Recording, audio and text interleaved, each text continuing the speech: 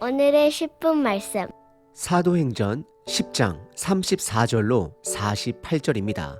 전 본문에서 성령님의 주권적인 인도하심으로 로마의 장교 고넬료와 베드로 사도가 만남을 갖게 되었습니다. 그리고 그 만남을 통해 고넬료도 베드로도 귀한 깨달음을 얻게 됩니다.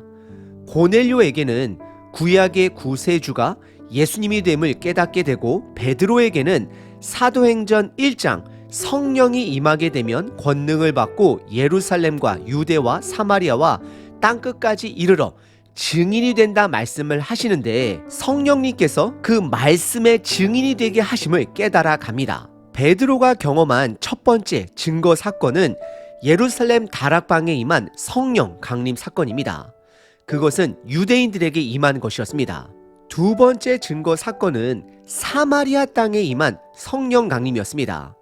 빌립이 복음을 전하고 베드로가 방문했을 때에 그들을 위해 기도하게 되고 성령님이 그때 임하였습니다. 그리고 세 번째 베드로의 증거는 오늘 본문인 땅끝이라 여기는 이방인들에게 성령님이 내리는 사건을 그가 경험하게 됩니다. 증인이 됩니다.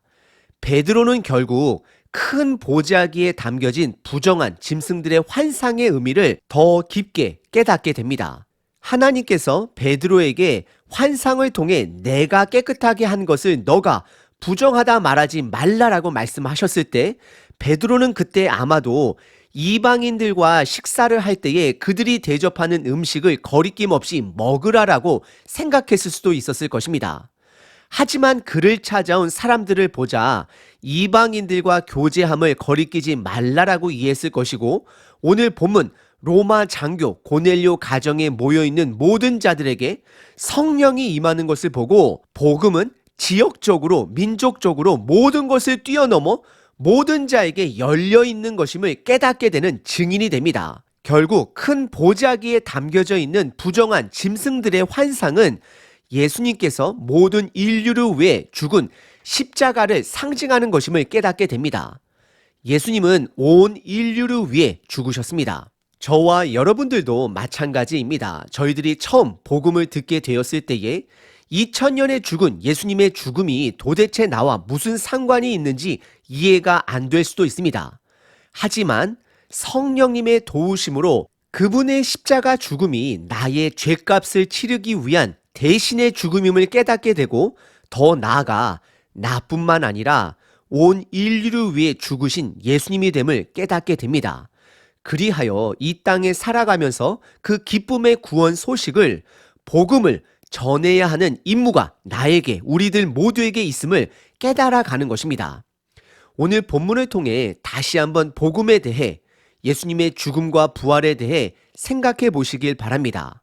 그리하여 오늘 하루도 살아가는 삶의 목적을 찾는 저와 여러분 되시길 바랍니다. 오늘 본문 베드로는 보자기 환상을 통해 시작된 그 복음의 의미를 더 깊이 깨달아가게 됩니다. 증인이 됩니다. 오늘 본문은 크게 두 부분으로 구분해 볼 수 있습니다.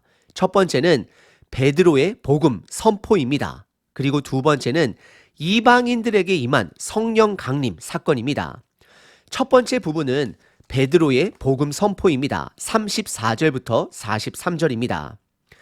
베드로가 입을 열어 말하되 내가 참으로 하나님은 사람의 외모를 보지 아니하시고, 35절 각 나라 중 하나님을 경외하며 의를 행하는 사람은 다 받으시는 줄 깨달았도다. 36절 만유의 주 되신 예수 그리스도로 말미암아 화평의 복음을 전하사 이스라엘 자손들에게 보내신 말씀. 37절 곧 요한이 그 세례를 반포한 후에 갈릴리에서 시작하여 온 유대에 두루 전파된 그것을 너희도 알거니와. 38절 하나님이 나사렛 예수에게 성령과 능력을 기름 붓듯 하셨음에 그가 두루 다니시며 선한 일을 행하시고 마귀에게 눌린 모든 사람을 고치셨으니 이는 하나님이 함께 하셨습니다. 39절 우리는 유대인의 땅과 예루살렘에서 그가 행하신 모든 일의 증인이라. 그를 그들이 나무에 달아 죽였으나. 40절 하나님이 사흘 만에 다시 살리사 나타내시되. 41절 모든 백성에게 하신 것이 아니요 오직 미리 택하신 증인 곧 죽은 자 가운데서 부활하신 후 그를 모시고 음식을 먹은 우리에게 하신 것이라. 42절. 우리에게 명하사 백성에게 전도하되 하나님이 살아있는 자와 죽은 자의 재판장으로 정하신 자가 곧 이 사람인 것을 증언하게 하셨고. 43절. 그에 대하여 모든 선지자도 증언하되 그를 믿는 사람들이 다 그의 이름을 힘입어 죄 사함을 받는다 하였느니라 라고 기록합니다. 먼저 34절에 베드로는 입을 열어 본인이 깨달은 것을 간증합니다. 고백합니다. 바로 전절 33절에서 이방인 고넬료는 베드로에게 당신을 통해 하나님이 전하고자 하는 말씀을 듣기를 원한다라고 고백을 했습니다. 그리고 베드로는 욥바에서 가이사랴로 이동하는 동안 하나님께서 그에게 전하고자 하는 말씀이 복음인 것이 명확해졌을 것입니다. 그래서 오늘 본문의 베드로의 설교는 간증이 되기도 합니다. 34절에 보시면 그는 하나님의 사자가 고넬료에게 찾아온 사건과 동시에 본인을 그에게 보낸 사건을 통해 하나님은 사람의 외모를 보지 않는다라고 고백을 합니다. 그리고 이어서 35절에 각 나라 중에 모든 민족들 중에 하나님을 경외하며 의를 행하는 사람들은 하나님께서 다 그들을 받으시는 줄 내가 깨달았다라고 고백을 합니다. 베드로는 본인이 깨달은 것을 그들에게 나누고 있는 것입니다. 그러면서 36절서부터는 예수 그리스도를 증거합니다. 다시 말씀드리면 고넬료는 유대교로 개종한 자입니다. 그는 아직 예수 그리스도를 들어본 적이 없습니다. 그래서 베드로는 37절부터 예수 그리스도를 크게 세 가지 주제를 가지고 전달합니다. 첫 번째는 36절에 성육신, 즉 예수 그리스도는 하나님 아버지께서 온 인류를 구원하기 위해 보내주신 구원자 되심을 선포합니다. 그래서 36절에 이스라엘 자손들에게 보내신 말씀이라 표현을 합니다. 구약시대 때 말씀하신 그 구세주가 바로 예수 그리스도를 통해 성취되었음을 말하고 있습니다. 참고로 베드로는 헬라 문화권에 있는 자들이 복음을 이해할 수 있도록 그들의 입장에서 복음을 전하고 있습니다. 그리고 두 번째는 예수님의 공생애입니다. 로마 사람이라 할지라도 이방인이라 할지라도 예수님께서 수많은 사람들을 치유하고 큰 능력을 행했다라는 이야기를 들어 그들은 잘 알고 있었을 것입니다. 그래서 베드로는 본인이 예수님의 제자로서 그것들을 목도한 증인이 됨을 밝히고 있습니다. 그래서 37절에 베드로는 그들을 향하여 예수님께서 갈릴리를 시작으로 온 유대를 두루다니며 그분의 놀라운 소식들을 너희도 들어 알지 않느냐라고 묻고 있습니다. 그리고 38절에서는 구체적으로 예수님께서 성령님의 능력으로 선한 일들과 많은 자들을 치유하셨다라고 고백을 합니다. 그리고 마지막 세 번째는 예수님의 죽음과 부활 사건입니다. 39절에 예수님께서 로마인의 사형 틀인 나무 십자가 위에서 죽은 것을 밝히고 40절에서는 하지만 하나님 아버지께서 예수 그리스도를 죽은 자 가운데서 다시 살리셨음을 전달합니다. 그리고 그 부활의 모습을 베드로 본인도 목도하였고 많은 제자들에게 보여주었음을 기록하고 있습니다. 다시 한번 베드로가 전한 복음의 핵심을 세 가지로 나누면 첫 번째, 성육신입니다. 예수님은 하나님이 이 땅을 구원하기 위해 보내주신 그리스도 되십니다. 두 번째는 예수님의 공생애입니다. 예수님은 가르치셨고 치유하셨습니다. 그리고 마지막 세 번째는 그분의 죽음과 부활입니다. 예수님의 죽음과 부활은 모든 민족들에게 열려 있음을 강조하는 것입니다. 그리고 이어지는 42절에 사도들이 이에 증인이 됨을 밝힙니다. 그리고 43절에서는 다시 한번 복음의 핵심을 강조하는데 예수님은 그를 믿는 모든 자의 죄를 용서하시는 능력이 있으신 분 되심을 고백합니다. 오늘 본문의 첫 번째 부분은 베드로의 복음 선포입니다.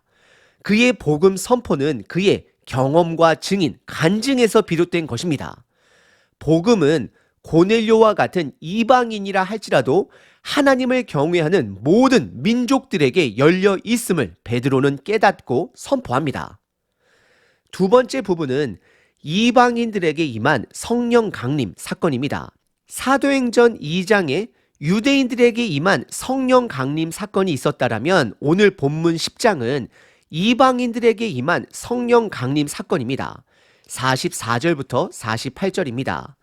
베드로가 이 말을 할 때에 성령이 말씀을 듣는 모든 사람에게 내려오시니 45절 베드로와 함께 온 할례를 받은 신자들이 이방인들에게도 성령 부어 주심으로 말미암아 논란이 46절 이는 방언을 말하며 하나님을 높임을 들음이러라 47절 이에 베드로가 이르되 이 사람들이 우리와 같이 성령을 받았으니 누가 능히 물로 세례를 베품을 금하리요 하고 48절 명하여 예수 그리스도의 이름으로 세례를 베풀라 하니라 그들이 베드로에게 며칠 더 머물기를 청하니라 라고 기록합니다. 44절에 베드로가 복음을 전하고 있을 때에 성령이 그 복음의 말씀을 듣는 모든 자들에게 내려옵니다.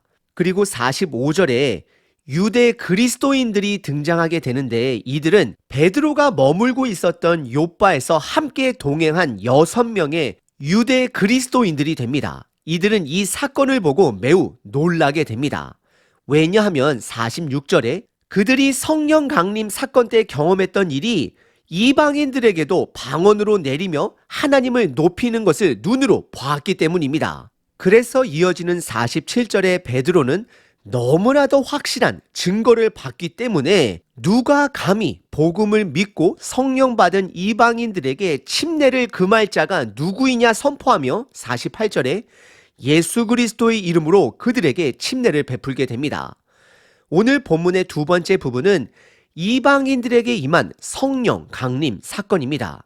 오늘 본문은 베드로가 로마 장교 고넬료 집에 모여있는 많은 사람들에게 복음을 전한 내용입니다. 오늘 본문을 베드로의 설교다라고 제목을 붙이기도 하지만 사실 이것은 그의 간증입니다. 오히려 성령님은 베드로에게 경험시켜주고 가르침을 주고 있습니다. 이방인에게도 복음이 전해질 수 있고 성령이 내릴 수 있음을 다시 한번 그에게 확인시켜 줍니다. 그로하여금 사도행전 1장 8절에 증인이 되게 합니다. 성령이 임하면 너희가 권능을 받고 예루살렘과 유대와 사마리아와 땅끝까지 이르러 나의 증인이 되리라는 그 말씀을 경험한 증인이 되는 것입니다. 그래서 그는 보자기 환상을 시작으로 성령님의 말씀과 고넬료의 만남을 통해 이방 민족을 통해 일하시는 하나님을 경험하게 됩니다. 지금 시대는 초개인주의 시대입니다. 그러다 보니 복음을 나에게만 또는 내 가정에게만 적용하며 그것에 만족하며 살아가는 그리스도인들이 늘어가는 시대입니다. 하지만 복음은 지역의 경계를 넘어섭니다. 민족을 넘어서고 세대를 넘어섭니다.